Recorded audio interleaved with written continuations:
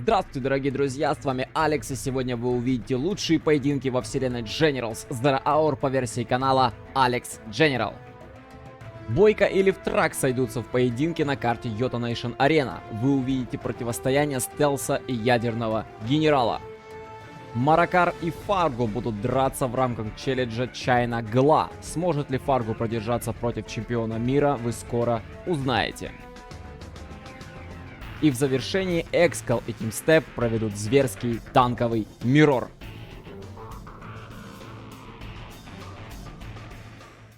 Первая игра в нашем списке пройдет на карте Mountain Mayhem. Сверху Маракар, стандартная армия Китая, снизу Фарго, классическая армия Гла. Традиционно я вас попрошу поставить лайк, написать комментарий, подписаться на канал. Оказать материальную поддержку вы можете по ссылкам в описании. Данная игра проходила в рамках достаточно интересного челленджа. Маракар играет только за стандартный Китай, ну а Фарго играет только за ванильного Гла. Карта выбирается по очереди, реверса нет. Это второй поединок, Маракар впереди, а Фарго надо брать игру и таким образом сокращать отставание от Маракара. Кстати, есть такое мнение, якобы карта Mountain Mayhem это любимая карта Экскала. Ну, не знаю, по-моему, Экскал на всех картах очень хорошо играет. Разбегаются красногвардейцы. Напоминаю, что на этой карте есть вышки, которые, естественно, нужно захватывать. Дополнительный приток экономики не помешает. Маракар, по всей видимости, этим собрался заниматься. Есть артиллерийские платформы, которые также можно захватить и обеспечить себе худо-бедно какую-то оборону. А здесь Саполтрак поехал отменять рабочих, но его встречает подрывник. Рабочий отступает обратно поближе к базе. А вот справа Норк, по всей видимости, состоится. Но с помощью красногвардейца там можно было попробовать отменить рабочего, но поздновато, мне кажется, он уже сюда прибежал, и Норк все-таки достраивается. Справа рабочий через разминирование, причем бежит, и можно попробовать сюда под коробки Норку поставить, раскопать ее здесь. И, кстати, у ванильного Гла ведь есть возможность застелсить Норки, поэтому построил, застелсил, и уже такая стелс-позиция здесь на фланге у Маракара будет у Фарго.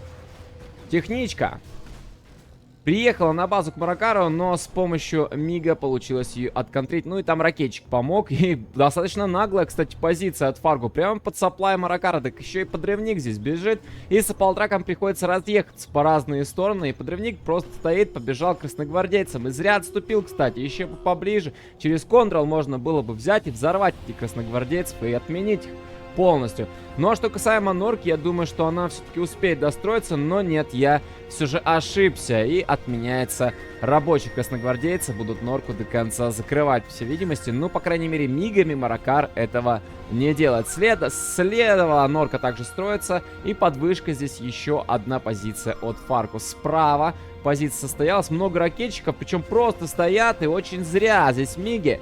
Но выживает 4 штуки, только 5, даже 5 ракетчиков все-таки выжили. По Норке выстрелил Маракар. Но Фарго выходит рабочим и вновь ее будет восстанавливать. Военный завод. И, кстати, ставится гатлинг здесь под военник. И плюс пехотинец здесь сидит в домике. То есть защита худо-бедно военного завода-то есть. Не получилось захватить вышку слева. Маракар потерял своего красногвардейца. Был квад от Фарго и отмена захвата. Справа тем временем также красногвардеец уничтожается, и уже Фарго захватывает вышку. То есть как бы старт через захват вышек у Маракара, мне кажется, все-таки не получился. Квад стоит на дежурстве, еще одна Норка добавляется, и эти коробки пока под контролем нижнего бойца. Минус Миг тем временем. Тут Квад стоит, причем не один, их было вообще 3 здесь в сумме, но 2 из них уехали обратно в нору. Еще Норка добавляется, она достроилась. Ракетчиков можно сажать обратно в Норку и выводить их на базе, и ждать батлбас, может быть, какой-нибудь. Но пока нет дворца, правда. То есть, пока батлбас, естественно, мы не увидим. Но 2 военных завода есть, и даже строится 3-й. Выходит танк Скорпион, есть Квад. И, кстати, если захватить дроп-зону, то будут падать танки Скорпиона с грейдом на ракеты. Как раз таки, почему бы и нет? Сжигается тем временем на расправу, то все-таки Маракар здесь очистился. Танки Драконы работают, причем уже с грейдом на напалм. И выход по счету в 4-й ресурсный центр. Тем временем Миги. Достаточно много квадов, плюс Скорпы пришли. Но с помощью мигов достаточно большую часть этих юнитов удалось Маракару отменить. Ну, а здесь тем временем гатлинги и танк-дракон должны, по идее, справляться. Там добавляется еще Скорпион с ракетчиками. Ну, вот отменит и дракон, и можно попробовать попадаться с гатлами. Добавляется электростанция. Миги пока не взлетают. Ну вот, начинается взлет. Можно помочь. Скорпион по-прежнему продолжает здесь наседать. Миги стреляют. Здесь, правда, квад мешает вместе с ракетчиками, но миги без потерь. И минус квад, минус ракетчики. Подъезжает гатлинг, минус ракетчик Фарго. Захватил, кстати, себе Маракар дроп-зону, и ему падают батлмастеры. Самолет уходит. Здесь тем временем разжигается стена огня. Это работает танк-дракон от Маракара. И минус нора. Здесь его будет встречать Скорпион. Ну и плюс с тыла заходят квады. Ну, они, в принципе, здесь и даже не понадобилось. Я думаю, что тут Скорпион с драконом спокойно абсолютно справится. Вышка минус. Слева вышка под контролем Фарго. И, кстати, Маракар пошел в наступление. Уничтожаются позиции. Захвачена, кстати говоря, арт-платформа. Это Фарго. И достаточно близко к норе подходит танк-дракон. Разжигает стена огня, но есть юниты у Фарго и дракон минус. Подходит Маракар еще ближе. И вот интересно, а будет ли Маракар уничтожать вышку? Либо попробует все-таки ее перехватить. Вот здесь Friendly Fire, правда, получился. И гатлинг, до свидания. Еще ближе Маракар подходит. Минус еще одна позиция. Помогает пост. Но минус дракон. Отработали квады. Плюс артиллерия помогла. Добавляется еще Скорпионы, плюс ракетчики. И захватывается артиллерийская платформа. И это уже Маракар. Миги в воздухе. Взлетают. И вдарили по Скорпионам. Плюс еще и ракетчикам здесь досталось. И минусуется эта мини-армия. Так еще и квадно получал, но уходит. Ну а здесь позиции подочистил так Маракар достаточно неплохо. И захватывается вышка. И это уже у нас чайно перехватывает. Танк-дракон идет. В аккурат здесь подкол можно уже разжигать. Даже можно попробовать строительство норки отменить. Но достаточно сильно наполучал здесь этот дракон у Маракара. Но отменил, кстати, строительство. Но рабочего можно выводить из той норы, что позади здесь находится. Еще дракон подходит. Миги в воздухе. Маракар идет в наступление. И достаточно успешно, на мой взгляд. Минус квады. По Скорпиону здесь вдарили. Ну и слушайте, с нескольких сторон Фаргу пытается тут отбиться и даже не дает перехватить вышку. Вышка по-прежнему под контролем Гла. Минус Скорпион. Посты идут вперед, гатлинги прикрывают. Плюс есть сзади батлмастер, ракетчики. Разжигает стена огня, танк-дракон работает. Скорпион идет защищать границы базы Гла. И отступают бойцы. Еще один Скорпион здесь выстрелил с помощью своей дополнительной ракеты. Но ракетчики пока живы. И ковровая бомбардировка полетела на вышку. Есть уже третий ранг у Маракара. Отмена постройки норы. Еще одна норка закрывается, но не до конца. Вышка выживает. Вот эту вышку либо перехватывать. Но ее уже перехватил, слушайте, Маракар, я не заметил. А у него здесь Лотос стоит. Хват пошел вперед. Ну тут два поста плюс ракетчики. И с потерями. С потерями Маракар отбился от этого квада. Но ракетчики живы. Уже появляется даже Оверлорд. Еще одна норка будет сейчас минусоваться, по всей видимости. А с этими юнитами такая огромная армия Маракара справится без проблем. Фаргу, конечно, теряет свою армию. Дозер здесь нам получал. И Дозер минус. Хотел вышку починить Маракар, да не дали. С потерями, но Маракар продвигается. Здесь квад подморозили с помощью Лотоса. А Лотосу так близко подходить не надо, ведь инферно-танки стреляют. Здесь тем временем самолет от Гла. И это сброс Скорпиона на дроп-зону. И, кстати, есть ведь дворец. Да, отстроил Фаргу тем временем свой дворец. Технологии появляются. И уже вышел в черные рынки у нас нижний боец. И пробивается норка с помощью мигов. И нора минус. Артиллерия выстрелила. Но вышка продолжает жить. Ее вовремя Фаргу здесь починил, насколько смог, по крайней мере, с помощью своего рабочего. И добить с помощью арты Маракару ее не получилось. Четвертый ранг уже, кстати говоря, у китайца. И это мины, по всей видимости. Но они... Нет, это не мины, это с дроп-зоны здесь самолет. Да, это батлмастеры сбрасываются здесь. Продолжает свое наступление Маракар. Даже Дозер сюда пригнал. Но есть армия. Есть армия у Фаргу. И такое складывается ощущение, что здесь Фаргу-то справятся. Но есть миги у Маракара, которые очень хорошо эту армию проредили, в принципе. Ставится бункер, много ракетчиков здесь, и бункер-то не помешает, на самом деле, чтобы эту пехоту сохранить. Но Фаргу идет на опережение, и все ракетчики минусуются. Даже Инферно-танк погиб, и ЕЦМ-ка также погибает, слушайте. Хотя она пыталась этот хват заморозить. Минус дозер, и бьется в бункер. То есть Фаргу все-таки отбивается, но свой квад теряет, его дорабатывают миги. Остался здесь пост, и, по-моему, он пустой. Да, пост этот без пехоты. Полетела ковровка.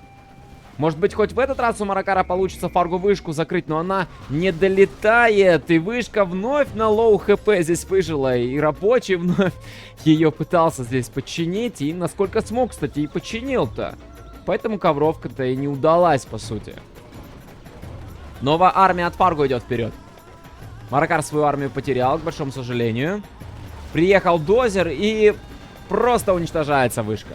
Решил Фаргу ее просто уже добить, и чтобы Маракару она не досталась. Минус, кстати, артиллерийская платформа здесь осталась на карте. Теперь она только одна, и она под контролем Маракара. Маракар готовит новую армию. Миги в воздухе. Вновь дроп-зона, опять БМ сбрасывается. А это уже... Ну, это, наверное, все-таки мины. Здесь армия у Фаргу. Да, мины сброшены. Работают миги, и не очень даже неплохо. Минус катлаунч. Минус часть юнитов. Тут рабочий даже какой-то бегает. Ну, норку строит. Справа тем временем наступление от Маракара. Вся война в центре. По флангам вообще никакого наступления ни от одного из бойцов не происходит. И закрывается одна из позиций. Маракар достаточно близко уже подошел к границам базы Глашника. Здесь скат-лаунч появляется. Там есть, конечно, ЕЦМ-ка. Она отразит этот выстрел, но дамаг все равно будет. Фаргу отступил. Строится еще одна нора. И, кстати, вышка-то продолжает жить. Ее уже полностью здесь восстановил Фаргу. То есть, ну, Маракару вообще не получается ее уничтожить. И вот миги, наконец, прилетели. Может быть, через миги, но нет. Опять по позициям. Вот это будет хороший залп. Да, здорово. Здесь Фаргу вылез и потерял достаточно большую часть своей армии. Даже скат-лаунч был, кстати, потерян. И Маракар достаточно близко подошел к Фаргу. Джарман КЛ. И отмена Оверлорда. Сразу через контрол ее. Тут через контрол пытается ее Маракар этот овер уничтожить. Но Фаргу успел с помощью своего Джармана в этот Оверлорд сесть. И очень даже хорошо помог сейчас Глашнику этот овер. Маракар отступает. Эми бомба. 5-й ранг у Маракара. И подморозил здесь Батлбас. Подморозил Скорпион, который только на дроп-зону-то упал. И, кстати, замерзла даже одна из нор. Опять ковровая бомбардировка пошла. И вновь на вышку, я так полагаю. Фаргу тем временем отступает. И, может быть, сейчас не вновь выживает. Что же это за вышка такая крепкая, которую, ну, никак Маракар не может убить. Вновь отстраивается нора, рабочий побежал. А что по ресурсам, кстати? Вот это вот очень интересный вопрос, на самом деле. Квады работают. Что по ресурсам? Ну вот слева коробки все. Тут буквально осталась одна коробочка, тут лежит. Есть раз черный рынок, 2, 3. И все, слушайте, на базе у Глашника денег-то и нет. Выход в КЦ. Ну, у Фарго есть хотя бы кэш-баунти. А что же касаемо Маракара, вот у него 1500 в запасе. И тоже с ресурсами очень большие проблемы, кстати. И ни одного хакера. Вообще ни одного. Вышку уничтожили. Вот этот момент я пропустил, к сожалению, но вышки-то нету. Кстати, у Фаргу-то вышка еще есть, да. У Фаргу помимо кэш-баунти еще есть вышка, и у него есть 3 черных рынка. Уже неплохо. Вот у Маракара явно проблемы. Явно проблемы, спамить не на что. Вот полторашка единственная в запасе. Надо выводить хакеров. Есть казарм? Есть казарма. Артиллерия полетела. Об экономике надо позаботиться. Тут лотос, но все в норах. Где тут пробегать? Неизвестно на самом деле. Миги в воздухе, армия идет вперед, артиллерия по черному рынку. И добил. Добил Маракар черный рынок своему сопернику. Наземная армия идет сюда еще поближе к вышке. Миги в воздухе, наготове. Куда же будет стрелять? Ага, по оверу. В овер решил вдарить Маракар. И норку также дополнительно сжег. Лотос отступает. И армия Маракара также уходит подальше. Сюда на мины заманивает Заманивает Маракар эти квады, ну, поближе. А Маракар, наверное, Фаргу, наверное, маяк-то и не ставил. Да, и на мины попался. Но, причем без потерь, слушайте. Без потерь, а здесь Лотос смогла пробежать. Смогла пробежать здесь к дворцу. Здесь строится, кстати, новый черный рынок. Ну, можно рынки попробовать поотменять. Почему бы и нет, на самом деле, надо лишить экономики своего соперника. У Фарго, что плохо сейчас, так это нет 5-го ранга. Нет токсобомбы, нет скрытой атаки. А она бы сейчас бы ему бы пригодилась. Но по экономике Фарго, конечно, хорош. Сбрасываются мины, без потерь Фарго от этих мин уходит. Миги! Через Миги закрыл, наконец-то, Маракар закрыл эту вышку. Ну и рабочих еще тут подбил 3, сгорело. Побежали работяги вперед. Можно разминирование здесь сделать. Фарго, наверное, не сделал здесь маяк. Не поставил. Но запомнил, наверное, где эти мины находятся. Ковровая бомбардировка полетела.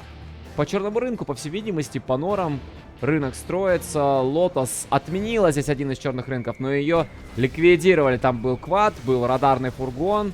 Да, ковровка вдарила, одна из нор жива, вторая отстроится, черный рынок также будет отстраиваться. Миги в воздухе, большая армия у квада, у Фарго есть. Это квады, это скорпионы, батлбас имеется. У Маракара, конечно, армия так себе на самом деле. Еще Гатлинг здесь вышел.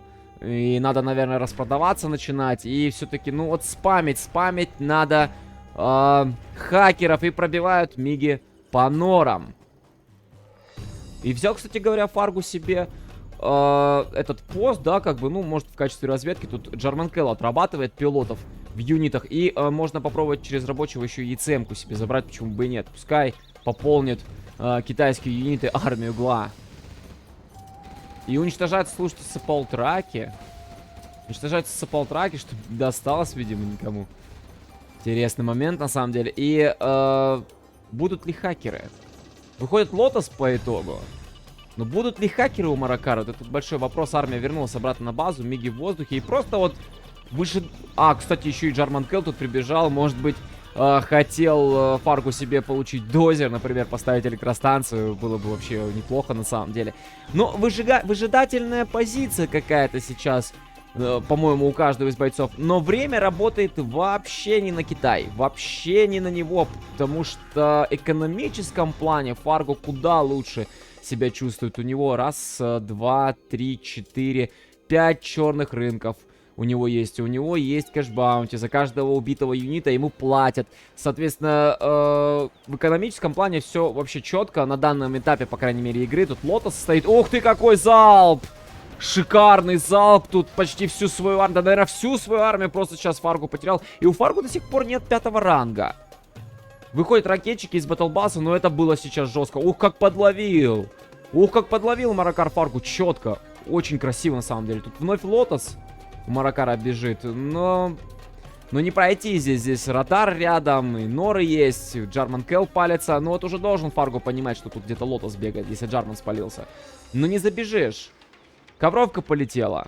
Ну что, хакеры-то будут сегодня от китайца или нет? Добывать-то как-то надо. А у Маракара денег даже на хакеров-то нет. Полетела ковровая бомбардировка. Миги в воздухе. Опять здесь пробил по позициям, по юнитам. И все это выживает. Даже черный рынок выжил. Да, пробил неплохо здесь с помощью мигов Маракар. Но толку от этого... Пока непонятно, чем это все закончится. Но еще раз подчеркиваю, еще раз повторяю, что время работает вообще не на китайца. Будут ли хакеры? Ну и опять же, большой вопрос, чего их спамить. Ну, можно сапплай распродать, например. Вновь падает Батлмастер. Артиллерия сейчас полетит. Тут Джарманкел охотится за Лотосом, по всей видимости. Джарман палится. Вот его бы отработать с помощью мигов, но миги сидят на филде. Это мины, по всей видимости, или Эми? Нет, это самолет с дроп-зоны как раз-таки. А это уже что-то поинтереснее, так полагаю. Вот артиллерия добивает черный рынок. Мины сбросил здесь Маракар. Джарманкел слева пока просто стоит. И вновь армия под прикрытием мигов идет вперед, поближе сюда к базе Фарго. Чем же все это закончится? Вот большой вопрос. О, спалился Джарман, можно его отрабатывать. И миги залетели, здорово. И минус Джарманкел. Это Эми-бомба, по всей видимости, сейчас летит. Армия достаточно близко, миги в воздухе, здорово. Да, Эми! Это упала Эми бомба, подморозила здесь часть юнитов. Надо пехоту сразу же крошить. Норку надо уничтожать. Это пока замерзло, там юниты будут пока далековато. Надо вот этот фланг просто уничтожать. Надеюсь, есть ракетчики во дворце у Фарго. Есть 2 штуки. Но этого, наверное, будет мало. Здесь мины. Надо быть аккуратным, Фарго. Вышел батлбас, мигами надо отрабатывать его. И удачно, удачно перевернули. Здорово. Улетает Маракар, боится потерять свой миг. Все, размерзлись юниты. И Маракар опять отступает. И, кстати, где-то нашел себе почти 2000 баксов. Наверное, распродал что-то. Ну вот, 2 саплая здесь точно проданы. Опа, а здесь тем временем... И это у нас Ребелямбуш и Подфилд. Но палятся эти юниты. Хотел, видимо, часть мигов здесь подсократить Фаргу, но не вышло. Отработал Маракар на 100% без потерь. Так, это на дроп-зону самолет летит. По всей видимости, Батлмастер. Да, все верно. Пополнил ряды армии китайца сейчас этот Батлмастер. Ну, а Лотос по-прежнему здесь бегает рядом с базой Глашника, но никак не может забежать. Квады на базе есть, радары есть. Ее сразу же ликвидируют. И вновь ковровка полетела. Ну, по всей видимости, на черный рынок. Миг отработал. И рынок будет отстроен. Он восстановится. Слева, кстати, через фуфло построил Фаргур черный рынок. Армия пошла через центр. Есть квады. Есть танк Скорпион, есть ракетчик. У Фаргу все четко, все защищено. Экономика какая-никакая есть. У Фаргу все классно. Маракар никак не может. Вот, ну никак он не может тут выцарапать как-то. Не может он себе выцарапать как-то проход на базу угла. Переворачивает батлбас. Здорово. Баз перевернут. Ракетчики все сгорели. Квады будут отступать. Слева здесь минное поле. Поэтому сюда бы как-то не повестись, не заехать. Надеюсь, Фаргу ставит маяк сюда. Но он этого не делает. Вот, пожалуйста, квад попался на минное поле. Строится еще одна нора. Армия отступила. Маракар также отступает обратно сюда, поближе к базе. И, наконец-то, хакеры появляются. Ну вот... Хотя бы 3 хакера уже добывают, ну, хоть что-то, хоть какая-то экономика. Ну, хватит ли этих 3 хакеров? Вот это вот большой вопрос. И слушайте, Лотос нашла все-таки, где пройти.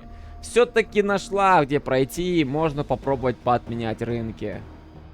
Можно попробовать их отменить. Фаргу, видимо, здесь, ну, не спалил ее вообще никаким образом. Но как только это Лотос начнет что-то здесь делать, ну, я думаю, что сразу среагирует Фаргу. И слушайте, он услышал.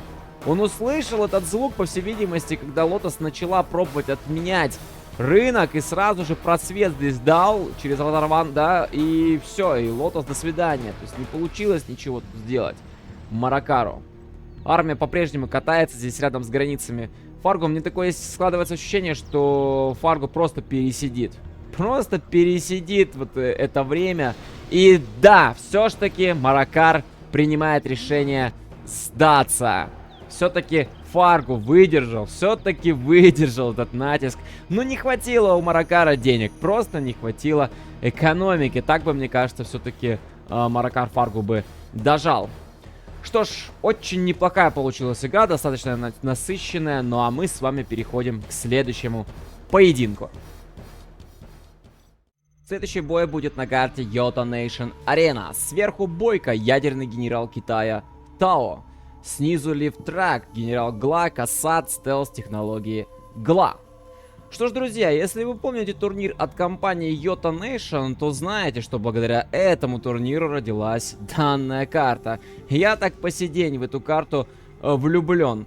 Фанаты Бойки будут, конечно же, рады его увидеть. Что мне нравится, так это фанатская преданность. Бойко-то уже, ну, не такой сильный, как был в 2020 году, да, когда взял чемпионство. Но даже несмотря на его частые поражения, его по-прежнему любят, и это не может не радовать. Что же касаемо Лифтрака, ученика Фаргу, кстати, для тех, кто не знает, он, наоборот, прогрессирует. Он уже мастер, он состоит в элитном ордене, в тот самый клан ОУЕ, да, в котором Экскал, в котором Маракар. И, может быть, кто знает, да, кто, вот, может быть, именно Трак станет чемпионом в 2025 году. Поделитесь своим мнением в комментариях по этому поводу. Ну что ж, от стелса Норка под вышку. Вышек на этой карте достаточно много. Для тех, кто знает, их не менее 5 даже, да. Ну вот слева 2 вышки, вот еще 2 вышки, это уже 4, вот 5, вот 6. И вот 7-я вышка, вот 8-я и 9-я. Также есть нефтеперерабатывающий завод у каждого из бойцов и достаточно много ресурсов. Саполтрак подъехал. Отменил здесь рабочего на какое-то время, но бежит еще один, Норка будет достраиваться. А здесь есть техничка от Лифтрака, которая пробивает этот самый Саполтрак. И сейчас его просто-напросто до конца добьет. Ну, и еще и даже скрапик здесь забирается. Кстати, по всей видимости, в повышениях взял себе лычки на эти самые технички Лифтрак. Здесь Батлмастер ядерный от Бойки приехал. Будет пытаться, видимо, под саплай сюда подъехать. Кстати, здесь казарма картонная, не настоящая. Можно пробивать и под саплай заезжать и, естественно, отменять экономику. Слева тем временем рабочий. И, кстати, через захват Трак стартанул. Что же касаемо Бойки, так он дал 2 ресурсных центра. Здесь тем временем техничка со скрапом подъехала, пробивается полтраки. Если сейчас Бойка ничего не предпримет, то это может быть Убертеч, и она состоялась. Здесь тем временем вышел пост, и пост, по всей видимости, сейчас скроется пехота, также закрывается без проблем с помощью Убертечи. Очень грозное оружие на старте игры, ну а Батлмастер был отменен, так и не удалось. Ну, кстати, прострелил здесь Бойко, слушайте, по рабочим-то, да, как, ну, по крайней мере, какую-то часть экономики здесь подсрезал. Убертеч продолжает кататься, так еще и с 3 лычками. Попробую ее сейчас остановить, на самом деле. Лифтрак стартанул через захваты с одним саплаем, и, кстати, по-моему, даже и удачно. Вот одна вышка у него уже под контролем есть, вот вторая, по всей видимости, 3-я и 4-я уже захватывает Лифтрак. Ну, а Бойко пока со своими 3 саплаями сидит на базе. И, как бы, таких активных действий более от него не происходит. Минус ракетчик передавил пехотинца с помощью поста. Слева тем временем 2 Батлмастера подъехали. Для чего, пока непонятно. Ну, может быть, просто смотрят здесь позиции. Нет ли тут какой-нибудь норки от Галашника. И дозер пошел вперед. А здесь Убертеч, которая может этот дозер отработать. Но Лифтрак едет биться полтраки, по всей видимости. Он будет срезать экономику. Еще и ракетчиков загрузил. Так можно переехать это Убертечу сюда под саплай, пробить ракетчиков, пока оставить. И пусть блокирует этот ресурсный центр. До свидания, саполтраки. Все. Один саплай блокирован. Здесь тем временем Батлмастеры, которые зажимают Убертеч, Лифтрак. Неужели потеря? Как же жаль. Как же жаль терять такой юнит на старте игры. Печально. Здесь тем временем Батлмастер, танк, дракон, пост. Еще БМ добавляется. Ракетчика высадил здесь. Бойко в домик посадил. Опорный пункт такой некий имеется. Саплай продолжает добывать. Здесь еще одну вышку стелс себе захватывать. Но минус 1 вышка. И практически добил одну из нор. Здесь тем временем подрывник. Дракон пока не достает. Но чем ниже спускается этот подрывник, тем больше урона дракон наносит. Ракетчики, кстати, так и стоят здесь. И отменили 2 Батлмастера, между прочим. И саплай также здесь был уничтожен. Возможно, кстати, Бойко его просто распродал, не дал его на растерзание. Но слева саплай имеется. И ставится, это уже по счету 3-й военный завод. Вот вышки захватить-то было бы неплохо сейчас ядерному генералу. Почему бы нет? Ну, пытается здесь, да, вгрызться в оборону Лифтрака Бойко, но безрезультатно отступает своими постами. И Лифтрак продолжает добывать. Только рабочих-то надо вернуть обратно на добычу. И уже готов дворец, кстати говоря. 6-я минута игры только пошла, и дворец готов. 3 саплая у Лифтрака добывает. И он готовится развернуть 4-й, между прочим, саплай. И вышек у Лифтрака достаточно много. Давайте посчитаем. 3 вышки вижу, 4-я, 5-я.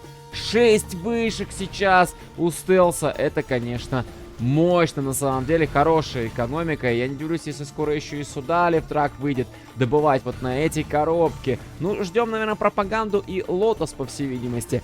Пробивается, да. Пробивается, конечно, позиции здесь. И, кстати, стелсный ребель стоит и просто наблюдает за тем, что сейчас на базе у Бойки-то происходит. Разжигается стена огня.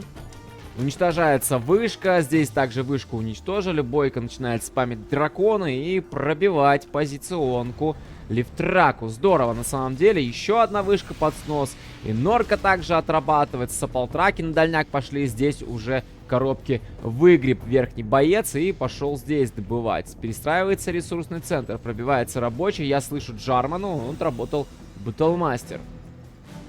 Убежал тем временем рабочим, фугас разворачивать. Минус пехотинцы в бункере. Здесь сапплай-то отстроился, да, конечно, здорово. Но тут армия идет вперед, и есть Батлбас, но он, ну, попал в такую некую ловушку. Маневрировать было сложно, и Батлбас просто сейчас был уничтожен. Драконы жгут вышки, жгут позиционку, норы построить не дают. И позиции слева очищаются. Да, казалось бы, Бойко получал так со старта, но все-таки воспрял, да, духом и наступает с потерями, правда, но все-таки идет вперед, позиционку стелсу уничтожает. Я слышу еще Джарман Келл отработал пилота, и это у нас ядерный оверлорд. Батлбас пошел вперед. Ракетчиков высадил стелс, но передавила их ЕЦМ-ка. Видимо, хотел ракетчиков посадить в овер, но пришлось через Джарман это сделать. Кстати, вот этот БМ-то можно было забрать. И ракетчик, кстати говоря, сейчас это и сделает. Он сядет в этот Батлмастер и пополнит ряды армии Гла сейчас, этот Батлмастер. И разжигает стена огня, и уничтожается еще одна вышка стелсу. И получается, что был лифтрак с 6 вышками, осталось у него ни одной вышки. Но вот справа вышка вообще ничья, кстати говоря. Здесь вышка тоже ничья. То есть вот Бойко сейчас может, в принципе, 2 вышки себе в актив как бы сделать. Да, вот есть казарма, и с помощью лотоса того же можно захватить эти 2 вышки и захватить, кстати, нефтепереработку и сделать себе скидку на юниты. Вот что сделал как раз таки лифтрак. И, кстати, спамит вторичку-то. Есть у него здесь 2 черных рынка, а вот слева дракон не прокатил. Да, пожег здесь немного рабочих, но большинство живы и продолжают добывать. Пробивается Батлмастер, и это БМ от лифтрака. Но правильно, он же захватил его ранее, мы все с вами это видели. Новые саппалтраки здесь приехали, БМ от стелса отменил. И, кстати, злая толпа пошла вперед. Неплохая вещь на самом деле, очень хорошо здесь будет пробивать. По зданиям так точно, да и в принципе по юнитам они хорошо бьют. Но ядерный генерал, он хорошо работает как против пехоты, так и против техники. У него ведь токсиновые снаряды, ну ядерные снаряды, да, я бы лучше бы так бы сказал бы, которые оставляют след после своего выстрела, от которого погибает пехота. Хотел захватить здесь лифтрак вышку, да не дали, саппалтрак отработал, минус позиция, здесь Батлбас. И Бойко решает отступить, потерял здесь немного юнитов. А это тем временем мины сбрасываются от Бойки. У него уже есть 3-й ранг. У лифтрака также 3-й ранг имеется. Он КЦ пока еще не отстроил, но я уверен, что дал каркас для того, чтобы у него уже появилась кэшбаунти. Артиллерия полетела. Здесь тем временем вновь злая толпа пошла громить ресурсный центр, по всей видимости. А тут ковровка, которая попала под огонь юнитов лифтрака и пробивается через артиллерию. Здесь сапплай и, кстати, отмена постройки черного рынка. Ну, сапплай-то выжил, тут рабочих восстанавливая, и они добывают. Хорошую норку здесь стелс построил. И сапплай Бойки до свидания, он под сносом. Ракетчики тут еще и в домике помогают. Ну, а здесь пока позиции у Бойки держатся. Что там вообще на базе-то? Ну, кстати, есть нефтепереработка у Бойки. И вышка у него появилась. Еще одну вышку Бойко себе берет. Ну, здорово. То есть через лотос все-таки, как я и просил его, в принципе, да, он это сделал. Дан Дракон пошел вперед. Тут Батлбас не дает построить вновь сапплай. Большая армия у Бойки идет вперед. Тут есть батлбазы, которые должны, в принципе, справляться. Тут, правда, многовато ЕЦМ-ок. Джарман Келл еще и отработал пилота в ядерном оверлорде. Подмораживается один из басов, но пока безуспешно. Вот ракетчиков бы в бункер посадить, они бы очень сильно помогли. И успевает лифтрак. Да, Бойко с помощью своих оверов продвигается все-таки. Удается. Тут опять Джарман вышел. Батлбасы возвращаются обратно, и Бойко теряет свою армию. Нужно спамить новую. Да, как раз таки этим верхний боец сейчас и занимается. И отступает остатками своей армии обратно на базу. КЦ здесь слева расположился рядом с доком снабжения. Справа тем временем ресурсов также хватает. Плюс есть 2 вышки. Вот слева пока еще ресурсы ничьи. Были под Бойко, теперь, ну тут позиция лифтрака, наверное, он здесь будет свой сапплай ставить. Что же касаемо базы, раз, два, три, 4 разворачивается. 5-6 рынков. Ну и еще на доке снабжения достаточно на одном и втором много ресурсов. Поэтому пока переживать, наверное, об экономике-то не стоит. Разворачивается филд и ждем ядерную ракету, по всей видимости. И надо бы, да, уже бы увидеть ядерные миги-то от ядерного генерала Тао. Почему бы и нет, на самом деле. Норка достраивается, рабочий прибежал. Ну и пока Бойко не спешит, по всей видимости. Дождался труповоз, все верно. Тут, когда Джарман гуляет, труповоз где-то позади должен быть, чтобы обратно пилота в юнит садить. Лотос бегает. Под бункер поехал Бойко. Не страшновато ли потерять один из юнитов? Видимо, нет. И цемок достаточно много, и дамаг минимальный. Бункер вскрыли. Лотос пока дежурит. Пока дежурит здесь. Под елкой тут стоит, да. И вот миг как раз-таки взлетает. А ядерка-то будет вообще? Ньюкеннон вышел. Неплохо. И 4 батлбасса вместе с Квадом и Джарманом будут пытаться противостоять этой армии. Миг-то подлетел, но не стал стрелять, побоялся Квада, по всей видимости. Здесь Бойко. Пробивается одна из нор. Джарман. И Джарман был отменен. Хорош. Хорош верхний боец. Минус позиционка. Надо добивать. Здорово. Там где-то Кеннон должен подтягиваться. Вот он стоит. Надо его ближе сюда к пачке подводить. Еще и бы на нейтронные снаряды бы грейд бы выучить. Было бы, конечно, вообще здорово. Но ядерка нужна. Нужна ядерка. Пробивать постоянно по норе. И там Лифтрак свои юниты держать не сможет. А здесь басы справа. Здесь батлбасы справа приехали. Правда, они уже перевернуты. Но бьют здесь. По сапполтракам бьют. По ракетчику бьют. Надо по филду бить.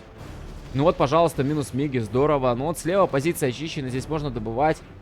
И через ковровку будет закрывать Бойко эти перевернутые батлбасы. Ну и с потерей филда, естественно, да. Ну, басы закрыл полностью. Окей, вышки под контролем. Живы.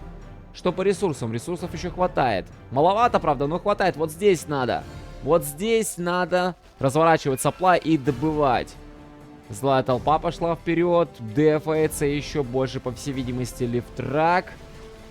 Ну и огромная армия идет вперед, которая, в принципе, призвана для того, чтобы уничтожить сейчас Лифтрака под корень. Армия действительно очень большая, а здесь батлбазы, которых, ну, нечем контрить. Минус военный завод. Бьется вышка, справа вышка была уничтожена. Тут злая толпа пошла вперед. Минус еще одна вышка, ну и едь дальше Лифтрак. Слушайте, а как бы эти батлбасы сейчас бы очень сильно бы не навредили Бойке? Надо что-то предпринять, может армию на базу обратно вернуть. Так и здесь есть батлбасы, которые останавливают Бойку. Джарман Кэл тут отрабатывает. Ну окей, и чем это все будет заканчиваться? Вот большой вопрос. Аккуратно, военный завод заминирован.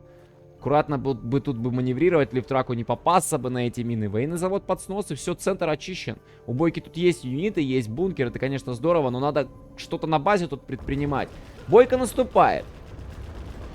Бойко продолжает идти вперед, и если он вот эту позиционку оставшуюся закроет, то, в принципе, на пути достаточно важные здания сейчас для Лифтрака-то. Тут, кстати, Оверлорд стоит без пилота. И вот вопрос, кто быстрее, красногвардеец или рабочий? Все-таки красногвардеец. Но тут Джарман есть, который отменяет красногвардейца. Поэтому этот Оверлорд будет пока ничей. Лотос забегает. Здесь тем временем басы. Причем один из них все-таки с помощью бункера удалось перевернуть. Но там есть еще один, который, по-моему, будет возвращаться сейчас на оборону базы. Лифтрак принимает решение его вернуть. Минус еще один пилот в овере. И нет труповоза. А здесь, кстати, развернулся все-таки. Бойко поставил сапплай. Летит артиллерия. 4-й ранг уже у Бойки.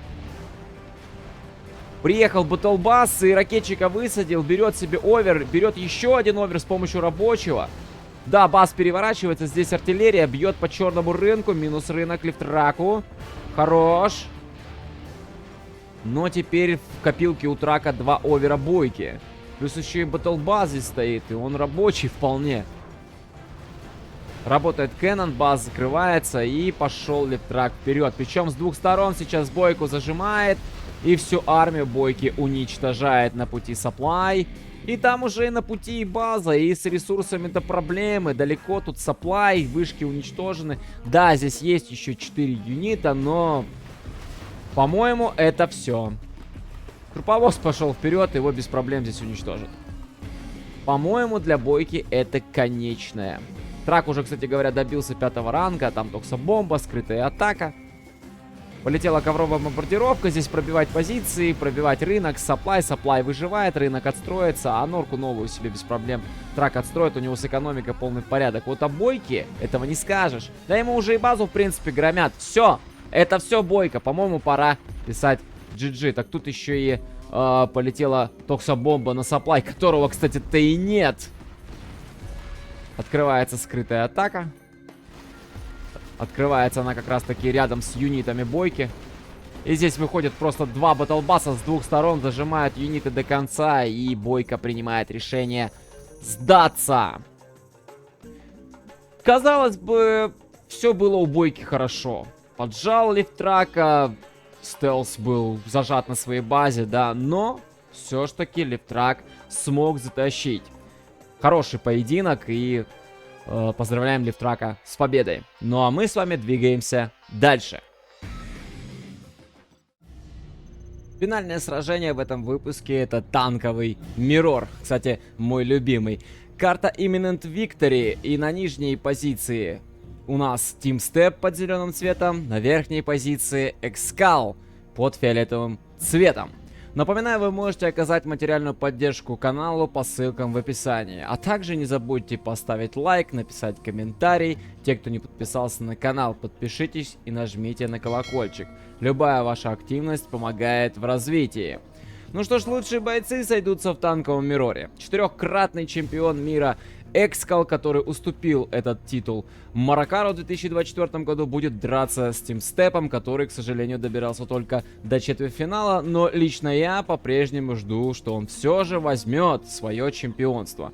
Ну, не буду лукавить, что я также жду и 5-е чемпионство от Экскала. Я думаю, что он этого все-таки заслуживает. Мировая серия уже совсем скоро, а там мы и узнаем, кто окажется всех сильнее в 2025 году. 2 военных завода, электростанция и 2 саплая от Экскала, Team Step через казарму. 2 саплая, военный завод, электростанция и казарма. Team Step хочет стартануть захваты. Захваты, кстати говоря, уже изучил. Красногвардейцы разбегаются под вышки. Экскал отправляет свой пост, и Гатлинг вперед на отмену, скорее всего, этих самых захватов, ну или встречать первые юниты. Ну вот есть пост как раз таки от Team Step, и с помощью поста и Гатлинга, в принципе, все это легко можно закрыть. Вскрываем пост, Гатлингами дорабатываем пехоту. Очень и очень даже грамотно. Но Team Step оказался здесь попроворнее, на мой взгляд.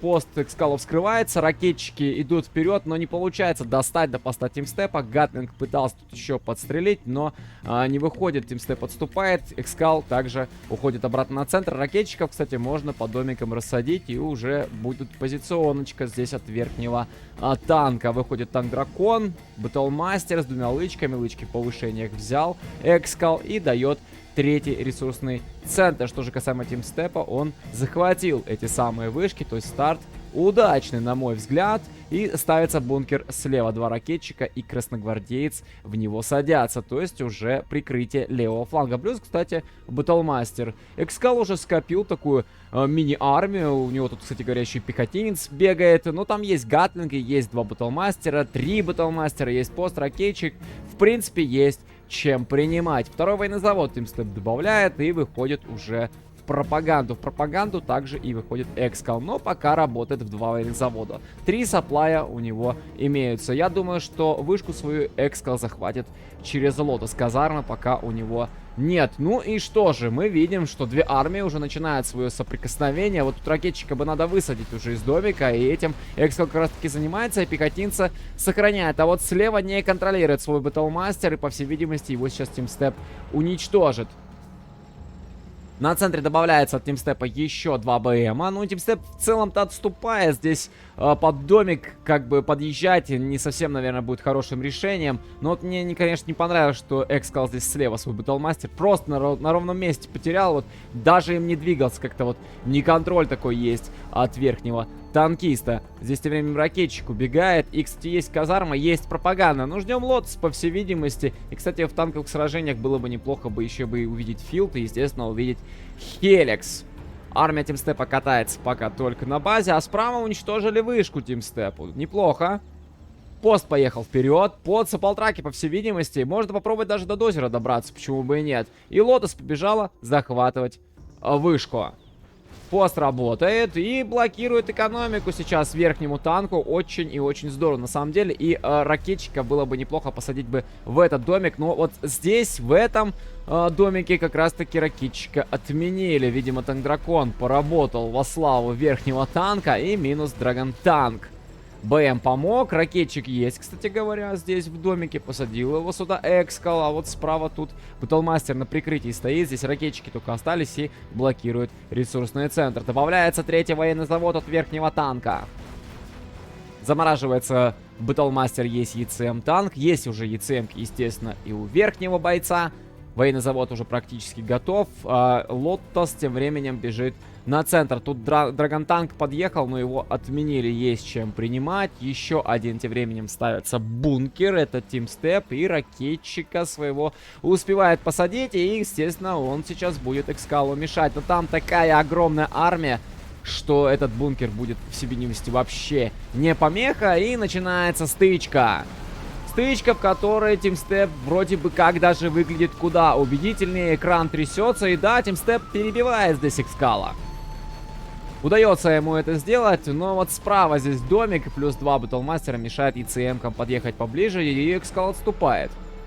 Лотос от него бежит вперед, там нет ни постов, ничего, то есть ее пока, ну, не спалишь, надо, естественно, ее вести. А тут по-прежнему ракетчики продолжают хозяйничать, которые отменили пропаганду, которые практически добили ресурс, но не давали саплтракам добывать, но с помощью гатлингов здесь Экскал справляется и ставит свой командный центр, а здесь тем временем артиллерия прилетела и уничтожила Экскалу сапплай. Вышка у Тимстепа, кстати, по-прежнему жива, хотя справа ему вышку уничтожили. У Экскала также вышка имеется. И Лотосом Экскал заходит на базу к Тимстепу, и можно отменять командный центр. Тимстеп останется без повышения на какое-то время, и можно, кстати, еще и отменить пропаганду. Никаких ЕЦМ-ок мы временно от Тимстепа не увидим. Что на руку Экскалу. Здесь тем временем танк-дракон замораживается. Экскал его практически доработал. Еще чуть-чуть буквально осталось, но не до конца, к сожалению. Здесь, но не доработал немножечко и потерял своего ракетчика. Верхний танкист. Бункер. Причем 2 бункера ракетчики прибежали. Надо рассаживать и выходить в третий ресурсный, кстати говоря. Минус КЦ. Убегает тем временем Лотос. И надо бы чем-то ее доработать. Подъезжает БМ, и, кстати, гатлинг тут имеется. Экскал немножко здесь замедлился, что зря. И вновь, кстати говоря, приехал пост. Приехал пост, опять работал, видимо, по сапплаю. Тут дозер, который будет восстанавливать, в принципе, этот ресурсный центр. А Лотос тем временем была уничтожена. Вновь отстраивается КЦ. Нижний боец восстанавливает свой командный центр. Никто из бойцов не захватывает нефтеперерабатывающий завод, пока, видимо, никому из бойцов не до этого. И вновь восстанавливает Экскал свой сапплай. С 3 заводов продолжается спам. КЦ на месте, пока без грейда на радар. Миникарты пока нету, кстати, у Тимстепа также. И строится филд. Я думаю, что в скором времени мы увидим Хеликс. Через контрол уничтожается НПЗ. Выходят красногвардейцы из труповоза, и под домик Тимстеп идет. Не опасно ли это сейчас? Но там красногвардейцы, но дом жив. Дом живет, эти ракетчики отвлекаются, правда, на красногвардейцев. И Тимстеп. Кто же в этой заварушке все-таки окажется сильнее? 4-й ранг у Экскала, у Тимстепа также 4-й ранг. И слушайте, здесь все-таки Экскал прогоняет Тимстепа. Тимстеп сохранил остатки своей армии, прокинул здесь верхний танкист мину, ну и нижний также рядышком, причем мины расположил. Надо разминировать. Нету ли драгон-танка? Здесь нет, дракона, к сожалению, нету. Через дракон как раз-таки разминирование делается куда быстрее. Батлмастер поехал налево. И полетела артиллерия от верхнего бойца бить сапплай. Сапплай минус. Там еще один бункер Тимстеп ставят, но его сразу же уничтожают. Ракетчики садятся в бункер, который подальше сюда, да. И у Экскала достаточно хорошая армия, которая, в принципе, может здесь все уничтожить. Но вот мины, которые нужно убирать отсюда, они здесь вообще ни к чему для верхнего бойца. Да и нижнему было бы неплохо позаботиться об этом минном поле. Но пока не до этого никому из бойцов. По всей видимости, ракетчики здесь достают до поста, но он успевает вовремя уйти. И, кстати, в этом домике вновь Экскал расположился. Лотоса пока ни от кого из бойцов не видно. И вот через Драгонтанк как раз таки происходит разминирование. Здесь же Экскал собрался через дозер убрать эти самые мины. Вот тут бы ракетчиков было бы неплохо убрать. И Тимстеп полетел Хеликсом на базу к Экскалу. Минус тем временем Драгонтанк. И пробивается Батлмастер справа. Уже своей авиацией Тимстеп работает. Что же касаемо Экскала, он пока филд не строит. Очень жаль на самом деле. Хеликс мог бы очень сильно помочь в танковом мироре. Хеликсы очень решают, на мой взгляд. Но пока боец под фиолетовым цветом не спешит разворачивать свой эйрфилд. Армия отступила. Тимстеп пока также держится позади и ставит башню пропаганды, чтобы армия подхиливалась. Саплтрак было бы неплохо здесь добавить, он пока тут только один трудится. Может быть, даже есть смысл откуда-нибудь саплаев вывести. Ну, навряд ли, наверное, это будет делать Тимстеп, просто здесь закажет. Да, все верно. Вот второй Саплтрак появляется. Справа два Батлмастера. Идут уничтожать гатлы, по всей видимости, очень хочет Тимстеп своим Хеликсом, видимо, полетать на базе Экскала. И, кстати, у Экскала все это время не было пропаганды, по всей видимости, что как бы волнует меня на самом деле, как это у Экскала и не было пропаганды. Ну вот она отстраивается наконец. Но филд, как же до сих пор Экскал не построил эйрфилд? Очень странно, очень странно. Ну и пока тишина. На фронте, скажем так, никто из бойцов не переходит в наступление. Но разве что Тимстеп справа тут попытался совершить вылазку. Пробил тут по гатлингу, по посту. Но тут ракетчики вышли заранее. И, по всей видимости, Батлмастер добьют. Но и гатлинг был у Экскала потерян. Какую-то часть юнитов Тимстеп смог у Экскала ликвидировать. Хеликс слева. Драгонтанк пошел по краешку карты. Здесь, возможно, получится до вышки добраться, но навряд ли здесь и Батлмастер, и Гатлинг, которые без труда это все дело отменят. А тут артиллерия пошла в пачку. Куда она будет бить? По саплаю, по вышке? По саплаю, да. По саплаю ударил Тимстеп. Здорово. И саплай придется Экскала сейчас восстанавливать. На базе справа ресурсный док закончился. Слева у Тимстепа еще 11250. На центре копает. Нормально. Плюс есть вышка у Экскала. Ну, на базе еще ресурсов хватает. И на центре также копает верхний боец. Вышка также имеется. Драгонтанк был уничтожен. Проехать не получилось. И ставится интернет-центр. Экскал собирается идти во вторичную экономику. А Тимстеп, кстати говоря, здесь подействовал на опережение, и у него интернет-центр готов раньше, и он вовсю спамит хакеров. Явно игра затягивается. Пошли повышения. Пошли повышения, прокидываются мины, обмениваются причем этими минами бойцы, и один и второй. Направо сюда Экскал прокинул, слева, скорее всего, Тимстеп сейчас сбросит. И Тимстеп попадает, кстати, по юнитам. Ну, пехоту убил с помощью этого минного поля. Ну и надо разминирование делать теперь. Эти минные поля, конечно, на таком узком пространстве очень сильно будут мешать. Ну вот дозер Тимстепа явно готовится разминировать это минное поле. И с помощью красногвардейцев уничтожается домик с ракетчиком. Ну там... там красногвардеец вообще был. Минус пост. Тимстеп слева здесь собирается заехать все-таки к Экскалу на базу. Похоже, что... А тут минное поле мешает. И очень-очень медленно здесь Экскал как-то едет сопротивляться, и все это так очень узко, все так прям перебить его здесь очень легко. Тут сплэш урон получает, будьте здрасте. Гатлинги причем пошли вперед, но там двухлучковый Батлмастер, я думаю, что он должен справляться. Слева еще и Хеликс пошел вперед. Справится ли он с Гатлингом? Да справляется, и Батлмастер убьет. Слушайте, Экскал все-таки победил в этом сражении. Все-таки он смог Тимстепа здесь перебить. Но, правда, тут минус саплай. Нет, этот саплай был уничтожен с помощью артиллерии. Вот, перестроился. Да, Тимстеп неплохо Экскала пробил, конечно, но Экскал Эми-бомба! Эми-бомба, и у Тимстепа 5-й ранг, а ковровочку? А ковровочку сюда... А вот и ковровочка летит, и сейчас она убьет большую часть армии, по всей видимости. Да, здорово. Хорош Тимстеп, шикарно. Шикарно. Правда, не все здесь уничтожил, но... Тем не менее, неплохо. А вот здесь Экскал, ну-ка. Сапплай забрать. Забрал сапплай, забрал пропаганду. Здорово. Сапплай придется сейчас перестраивать. Так еще и на минное поле. Нет, не нарвался. Разминирует. Разминирует. Помни, что здесь минное поле имеется. Хорош. Хорош тимстеп. Жаль, конечно, что ковровка не так эффективна, как я думал, вдарит, но лучше, чем ничего, на самом деле. Хорошо пробил. Интернет-центр у Экскала работает, также 5-й ранг имеется. Но нет ни Хеликса никакого. Есть у тимстепа филд. И артиллерия вдарила, пробила бункеры. У тимстепа Хеликс тут где-то летает. Вот он справа как раз таки. Очень жаль, что у Экскала нет никакого Хеликса. Блин, ну тут так много гатлингов плюс ЕЦМ-ка. Здесь Хеликсу вообще ловить нечего. Драгон танк.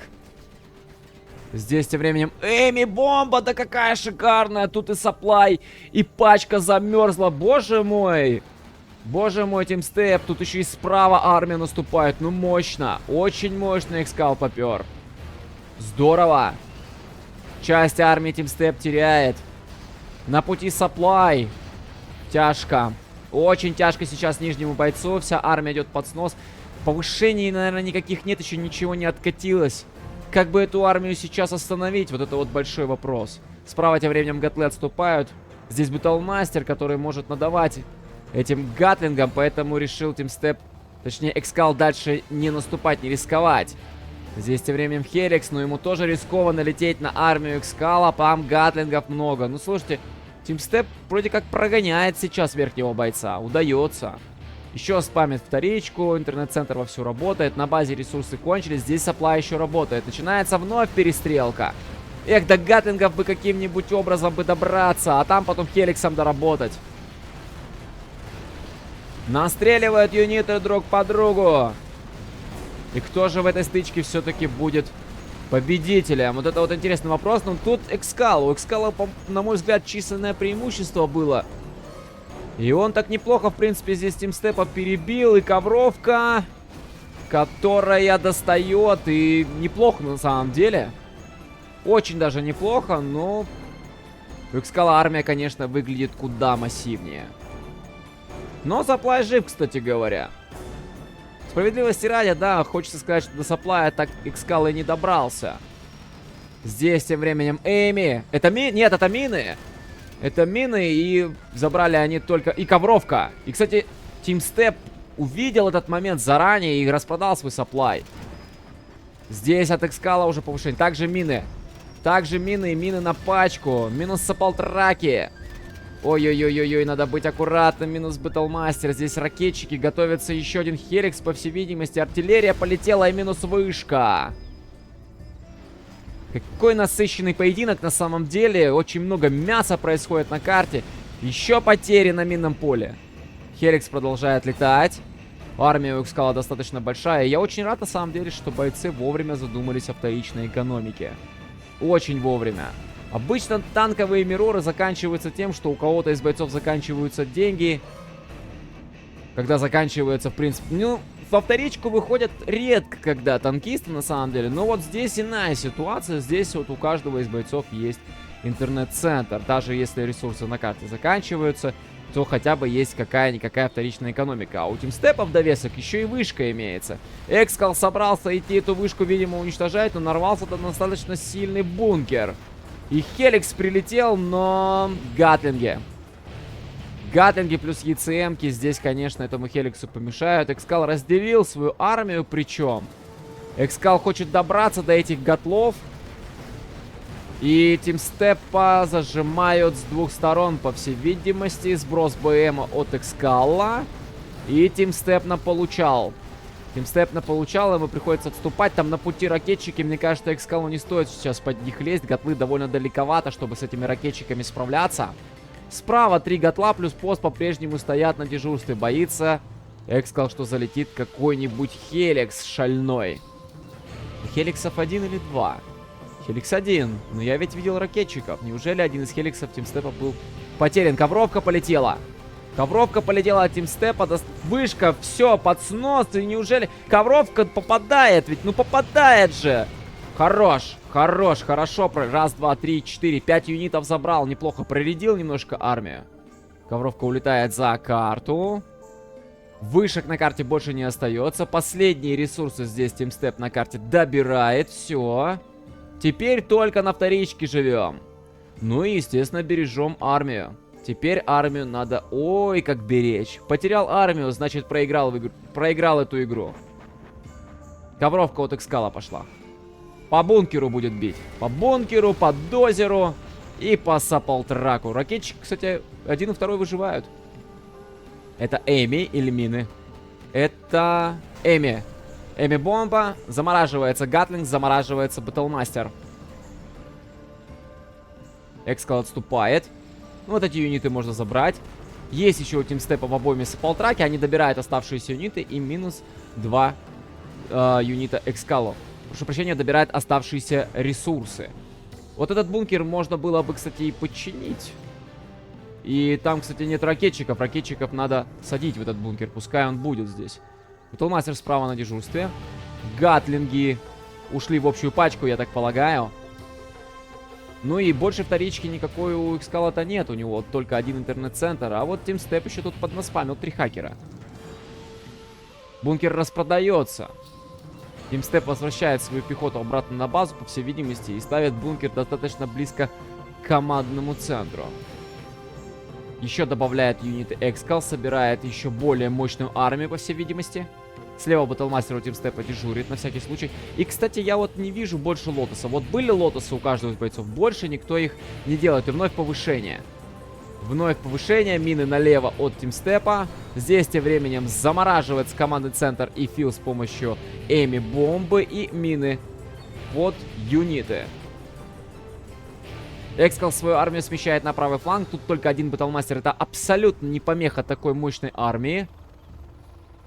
Тимстеп смещается также на правый фланг своей армии, по всей видимости. А слева Хеликс полетел. И есть ли там чем его принимать? Там только один Гатлинг и ЕЦМ-ка. Но на центре можно пролететь и минус Батлмастер. Ну а дальше Тимстеп не рискует, по всей видимости. И, кстати, Экскал отступает. Не решился он сюда заходить, вот в эту стычку ввязываться. Вот Тимстепу надо бы вот это, конечно, минное поле как-то убрать отсюда. Ну и, кстати, Экскал занимается тем, что разминирует минное поле Тимстепа.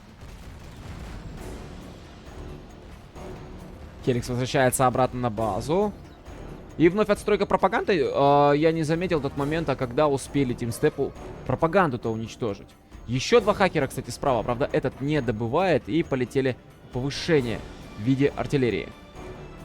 Тимстеп хочет пачку подловить, попробовать, по всей видимости. Но, по-моему, в никуда. Да. Арт-удар полетел в никуда. Вовремя успел Экскал уйти. И ковровка на бункер. Здесь также ковровка на бункер.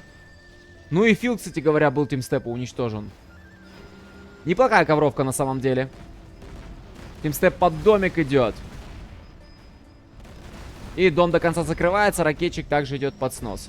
Армия очень мощная, поэтому это все без проблем. И, кстати, Гатлинг справа бьет по Хеликсу. Но, по-моему, Хеликс справится. Да, Хеликс справляется без проблем. Это был сброс БМа, по всей видимости. Да, вот он как раз-таки стоит. И распродажа казармы. Распродажа казармы не планирует больше спамить вторичку здесь Экскал. Ну вот теперь ждем. Чья же армия погибнет быстрее. Плюс еще повышения, не забывайте, которые могут попробовать. Ну, если, наверное, артиллерию с ковровкой выпустить, то интернет-центр полностью закроется. Вновь отстройка филда. Тимстеп хочет починить свой Хеликс, по всей видимости. И смещается армия на левый фланг обоих бойцов. Неужели все-таки будет вгрызаться Тимстеп? Армии достаточно большие. Постоянный спам, кстати, идет. 2 военных завода оставил себе Экскал. Также 2 военных завода от Тимстепа. Пропаганду он восстановил. Ну и будет ли еще спам вторички? Вот это вот очень большой вопрос. Экскал готовится принимать Тимстепа, по всей видимости. Но никто не рискует. Никто не решается. Очень опасно. Здесь бочки подорвал Тимстеп. На всякий случай. Ну и отступает, по всей видимости, обратно на базу. А справа тем временем идет Батлмастер. Который, кстати, может пробить электростанцию.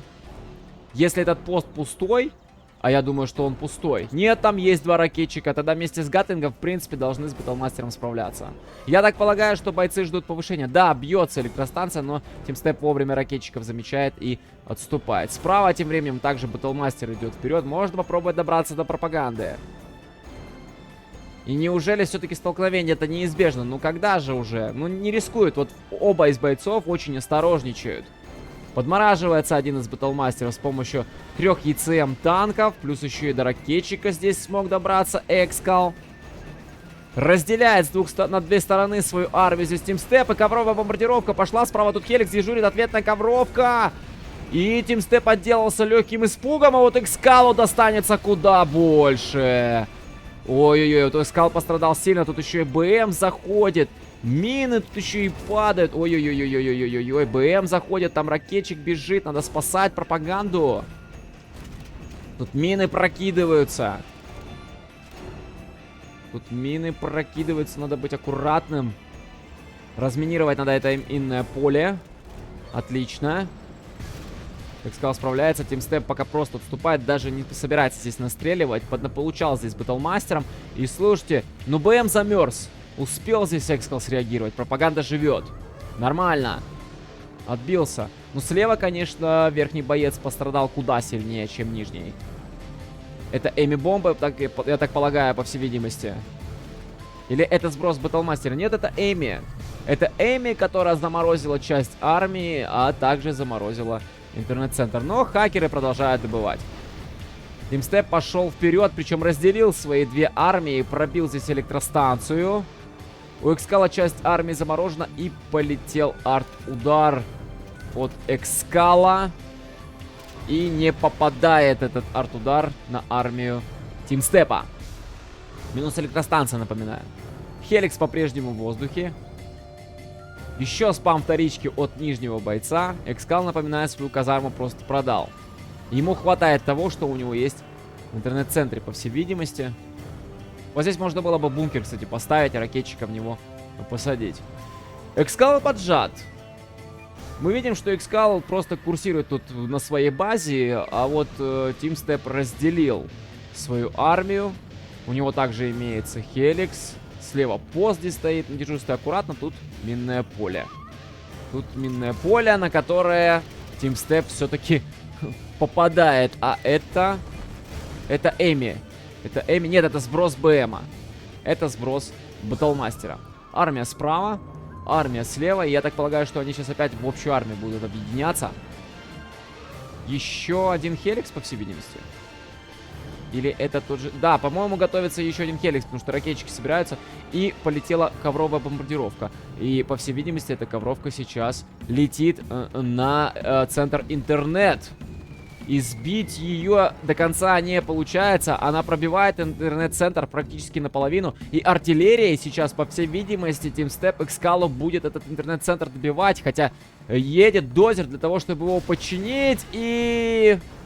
минус вся экономика Экскала, которая еще осталась. Очень и очень жаль, на самом деле. Так еще и казарму Экскал продал. Он больше не вспамил вторичку. А вот Тимстеп этим занимался. Ну и что же, поехал Экскал в атаку. Больше-то ему теперь уже и ничего не остается. Здесь тем временем Тимстеп слева заходит. А обороняться-то по сути нечем. Тут ковровка полетела, которая вновь не попадает. Ну максимум только 2 Батлмастера забрала. И полетели просто Хеликсы. Распродается военный завод. Пробил здесь тем временем по дракону здесь Тимстеп. И, кстати, справа-то армию Тимстепу разбили.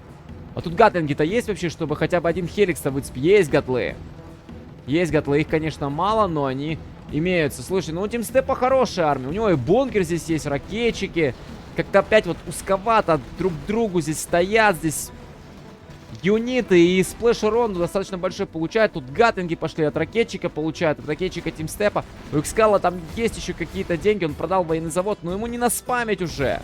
Не наспамить ему уже экономику. Тут Хеликсы стоят на готове. Надо перебить гатлинги и все, и завершать игру. Все. Это победа Тимстепа. Это победа Тимстепа. Это все. Добиваются остатки юнитов Экскалу. Очень долго они, конечно, здесь бродили друг с другом рядом, но потеря, конечно, хеликсов, потеря юнитов достаточно большая, но у Экскала последние юниты, и это гатлинги. Тут минное поле прокидывается, конечно. Есть еще тут какие-то ракетчики, ракетчиков да надо закрыть, куда-то убирать эти БМы, чтобы их не отдать до конца. Вот оставшаяся армия, вот она. Оставшаяся армия. Оба потеряли очень много юнитов, но Тимстеп все равно. Тимстеп уже победил. Все, Экскал сдается. Я почему-то здесь, кстати говоря, заранее единичку каким-то образом поставил для Экскала. Но Тимстеп победил. Тимстеп победил. Вот вторичка, и много вторички у Тимстепа было. Вот эта экономика здесь зарешала. Экономика, не только армия, но и экономика. Здесь вот две составляющие, которые Тимстепу помогли победить. Это круто, это замечательно, это просто вот, ну здорово на самом деле. И Тимстепа поздравляю с заслуженной победой. Действительно, очень насыщенный, крутой получился поединок. Что ж, друзья, вот такой набор я вам сегодня приготовил. Если вам понравилось, то пишите комментарии, ставьте лайк, подписывайтесь на канал, а также подпишитесь на группу ВКонтакте CNC Series и заходите на сайт Game Replays. Ну а с вами был я, Алекс. Играйте в генералы, друзья.